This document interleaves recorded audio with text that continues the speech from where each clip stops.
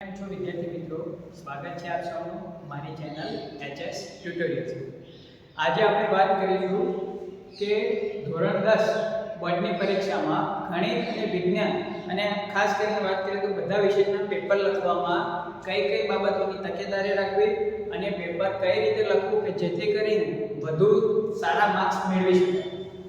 તો વાત કરીએ આપણે ગણિત અને વિજ્ઞાન માટેના ઉદાહરણ તમને સમજાવીશ. એ પ્રમાણે બાકીના વિષયના પણ પેપર તમે લખીને સારા માર્ક્સ મેળવી શકો. તો સૌ પહેલા વાત કરીએ તો વિદ્યાર્થી મિત્રો કેટલાક નિયમોની વાત કરીએ તો બોર્ડની સપ્લિમેન્ટરી હોય છે એમાં ફક્ત તમે બ્લુ બોલ પેન એટલે કે ભૂરી પેનનો જ ઉપયોગ કરી શકો છો. એના સિવાય કોઈ પણ રંગની પેન તમારે વાપરવાની રહેતી નથી, એટલે કે લાલ, કાળી કોઈ પણ પેનનો તમે ઉપયોગ કરી શકશો નહીં. જો તમારે કોઈ બાબતને હાઇલાઇટ કરવી હોય તો તમે એના માટે પેન્સિલનો ઉપયોગ કરી શકો છો. આકૃતિ દોરવા માટે પેન્સિલનો ઉપયોગ કરી શકો છો, પણ ભૂરી એટલે કે વાદળી પેન સિવાય કોઈ પણ બીજા રંગની બોલપેનનો ઉપયોગ કરી શકાશે નહીં. આગળ વાત કરીએ તો પેપર લખતી વખતે તમારે દરેક વિભાગે તો નવા પેજથી શરૂઆત કરવાનો છે. જેમ કે વિભાગ A ની વાત કરીએ તો જેમાં ટૂંક જવાબી પ્રશ્નો, MCQ, ખરા ખોટા, ખાલી જગ્યા વગેરેનો સમાવેશ થતો હોય છે. તો પહેલા પેજ ઉપર તમારે વચ્ચે આ રીતે ટાઇટલ આપી દેવાનું છે વિભાગ A. ત્યારબાદ એના જે પણ જવાબ હોય એ આન્સર 1, આન્સર 2 એ રીતે ક્રમશઃ તમારે 1, 2, 3 કરીને એના જવાબ લખવાના છે.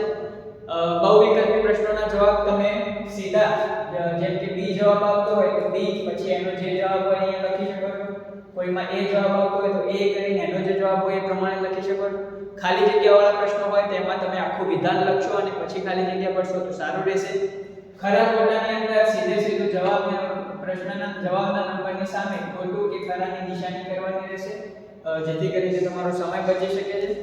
ત્યારબાદ જે જોડકા હોય છે એમાં જોડકામાં સામે A, B જે પ્રમાણે જવાબ તમારે લખવાના થતા હોય એ પ્રમાણે જવાબ લખવા. વિભાગ A ની અંદર એક જવાબ લખ્યા પછી એક લાઈન છોડીને બીજો જવાબ લખો, બીજી પછી એક લાઈન છોડીને ત્રીજો, એ રીતે એક લાઈન છોડીને તમારા જવાબ લખવા, જેથી કરીને પેપર દેખવામાં સારું લાગે અને પેપર ચેક કરવા જે પણ બેઠા હોય એમને થોડી સરળતા રહેશે. આગળ વાત કરીએ નવો વિભાગ એટલે કે વિભાગ B, જેની અંદર 2 માર્ક્સના પ્રશ્નો કે દાખલા રહેતા હોય છે. તો નવો વિભાગ જે પણ હોય તમારે નવા પેજથી શરૂ કરવાનો રહેશે. મીન્સ કે વિભાગ A જે છે તમારો વિભાગ A પહેલું પેજ ભરાઈ ગયું, બીજું પેજ ભરાઈ ગયું અને ત્રીજા પેજમાં થોડું જ ભરાયું તો પણ વિભાગ B જે છે ત્રીજા પેજથી શરૂ કરવાનો નથી. જે પણ નવો વિભાગ શરૂ કરવો હોય નવા પેજથી શરૂ કરવાનો છે. તો ફરીથી પાછું જે નવો પેજ હોય ત્યાં તમારે આવી જવાનું છે વિભાગ B, એનું ટાઇટલ આપી દેવાનું છે. સપ્લિમેન્ટરીના પેજની બંને બાજુ તમે લખી શકો છો. તો વિભાગ B ની અંદર પણ સેમ એ રીતે 24 પછી જે 25 નંબરનો પ્રશ્ન આવતો હોય તો આન્સર 25. એમાં જે તમે દાખલા અથવા તો પ્રશ્નોના જવાબ લખતા હો તો એ ટૂંક જવાબી પ્રશ્નો હોય છે અથવા તો ટૂંકા દાખલા હોય છે. તો એના જે દાખલા છે સ્ટેપ બાય સ્ટેપ આ રીતે તમારે 1, 2, 3 એ રીતના છૂટી લાઈનમાં ગણવાના. એમાં પણ તમારે એક દાખલા પૂરા થયા પછી જે આગળનો પ્રશ્ન છે એ આગળના પ્રશ્ન પહેલા એક લાઈન છોડી દેવાની રહેશે. જે જવાબ આવે મેથ્સની અંદર ખાસ કરીને વાત કરીએ તો જવાબની નીચે તમે જે પણ તમારો જવાબ આવે એની નીચે પેન્સિલથી અંડરલાઈન કરવી હોય તો પેન્સિલથી એના ઉપર બોક્સની નિશાની કરવી હોય તો કરી શકો છો, જેથી કરીને પેપર ચેક કરનારના નજરમાં તમારો જવાબ સીધી રીતે આવી શકે. સેમ એ રીતે વિભાગ B પછી તમારે વિભાગ C આવે તો એ પણ નવા પેજથી શરૂઆત કરવાની છે, જેની અંદર 3 માર્ક્સના પ્રશ્નો અથવા તો દાખલા રહેતા હોય છે. તો એમાં પણ નવા પેજ ઉપર ટાઇટલ આપી દેવાનું છે વિભાગ C. એમાં પણ પછી એના જે પણ જવાબ હોય આન્સર 31, 32, 33, 34, 35 જે રીતે હોય નંબર આપતું રહેવાનું છે. સ્ટેપ બાય સ્ટેપ વચ્ચે સ્પેસ છોડતું રહેવાનું છે. બને એટલી ચેક પેપરની અંદર તમારે ઓછી કરવાની છે અને થોડું છોટું લખાણ કરવાનું છે, જેથી કરીને પેપર જોનારને કંઈ તકલીફ પડે નહીં. એ જ રીતે વિભાગ C અને એના પછી તમારે લખવાનો રહેશે વિભાગ D. બરાબર છે. તો એ રીતે વિભાગ D ની અંદર 4 માર્ક્સના પ્રશ્નો અથવા તો મોટા દાખલા રહેતા હોય છે, જે તમારે સ્ટેપ બાય સ્ટેપ એક પછી એક આકૃતિ દોરીને વ્યવસ્થિત રીતે વર્ણનાત્મક રીતે સમજાવવાના છે. વિજ્ઞાન અથવા બીજા વિષયની વાત કરીએ તો એની અંદર જે મોટા પ્રશ્નો હોય છે, પ્રયોગાત્મક પ્રશ્નો હોય તો પ્રયોગાત્મક પ્રશ્નો હોય તેની વ્યવસ્થિત આકૃતિ દોરીને પછી એના સાધનોની ગોઠવણી નામ નિર્દેશન સાથે દર્શાવીને પછી સ્ટેપ બાય સ્ટેપ મુદ્દા વાઇઝ તમારે પ્રશ્નનો જવાબ લખવાનો હોય. તફાવત પૂછવો હોય તો એને તફાવતની રીતે ખાના પાડીને દર્શાવવાનું રહેશે.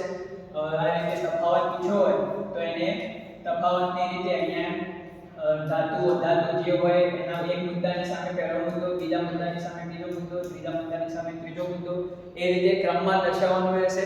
કોઈ વિસ્તૃત પ્રશ્ન હોય તો એ વિસ્તૃત પ્રશ્નને પણ તમારે આ રીતે, ધારો કે આન્સર નંબર 41 લખી રહ્યા હોય તો વિસ્તૃત પ્રશ્ન હોય તો એનો જવાબ પછી મુદ્દાસર પોઈન્ટ પાડીને બીજો મુદ્દો, પોઈન્ટ પાડીને ત્રીજો મુદ્દો, પોઈન્ટ પાડીને ચોથો મુદ્દો, પોઈન્ટ પાડીને પાંચમો મુદ્દો, એ રીતે પોઈન્ટ વાઇઝ જો તમે લખશો તો વધુ સારી રીતે તમારું લખાણ ઉભરી આવશે અને જોનારને પણ જોવાની મજા આવશે અને તમને થોડા સારા માર્ક્સ એની અંદર મળી શકે છે.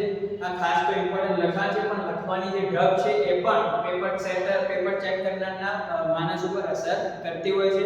તો લખાણ બને એટલું સ્વચ્છ રાખવાનું છે, મુદ્દાસર રાખવાનું છે, પોઈન્ટ ટુ પોઈન્ટ રાખવાનું છે અને વિસ્તૃત પ્રશ્નોની અંદર વ્યવસ્થિત નામ નિર્દેશન વાળી પેન્સિલથી આકૃતિ દોરી એ પ્રમાણે લખવાનું રહેશે. તમને નમૂનારૂપ બતાવો કે બોર્ડની અંદર માર્ક્સ કઈ રીતે મૂકવામાં આવતા હોય. તો અહીંયા વિભાગ A નો મેં તમને નમૂનો દર્શાવું છું તમારી સામે. તો વિભાગ A ની અંદર આપણે જાણીએ છીએ કે ભાઈ દરેક જે પ્રશ્ન હોય છે એ એક એક માર્ક્સનો રહેતો હોય છે.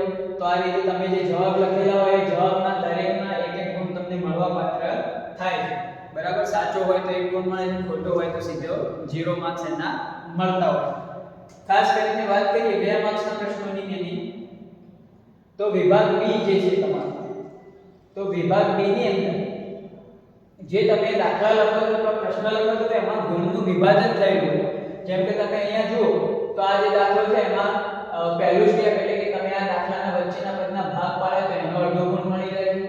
2 અવયવ છૂટા પડે તો એનો અડધો ગુણ મળી જાય છે અને તમારા જે ઉકેલ મળે એનો અડધો ગુણ એમ કરીને તમને 2 માર્ક્સ એના મળતા હોય છે. એટલે કે વિદ્યાર્થી મિત્રો તમને દાખલો આખો ના ગણ્યો હોય છતાંય જો તમે સૂત્ર સાચું મૂક્યું હોય, તમે અમુક સ્ટેપ સાચા લીધા હોય તો સ્ટેપના પણ ગણિતની અંદર માર્ક્સ તમને મળે છે. એ જ રીતે વિજ્ઞાનની અંદર પણ જો તમે એક બે બાબતો સાચી દર્શાવી હોય એના લગતી કંઈક માહિતી લખેલી હોય તો એનો પણ તમને માર્ક્સ મળી શકે.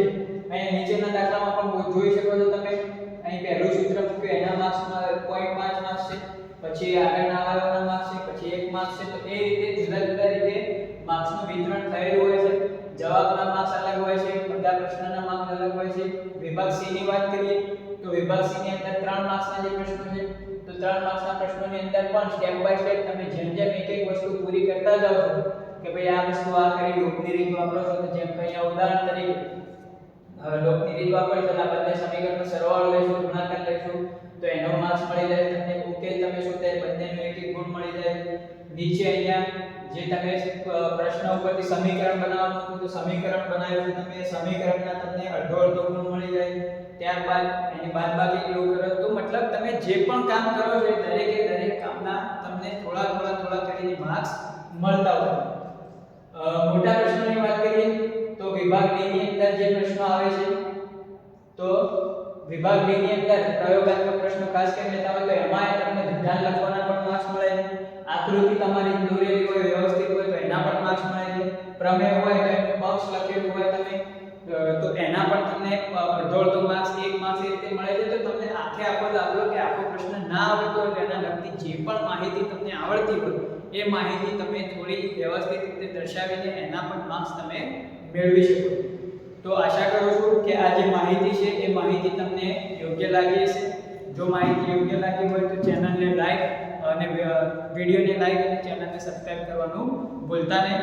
એ સાથે તમને જણાવવાનું કે આપણે આવનારા સમયની અંદર એટલે કે આવનારા 2-4 દિવસની અંદર એક 30 દિવસનો એક નવો સિરીઝ ચાલુ કરી રહ્યા છીએ.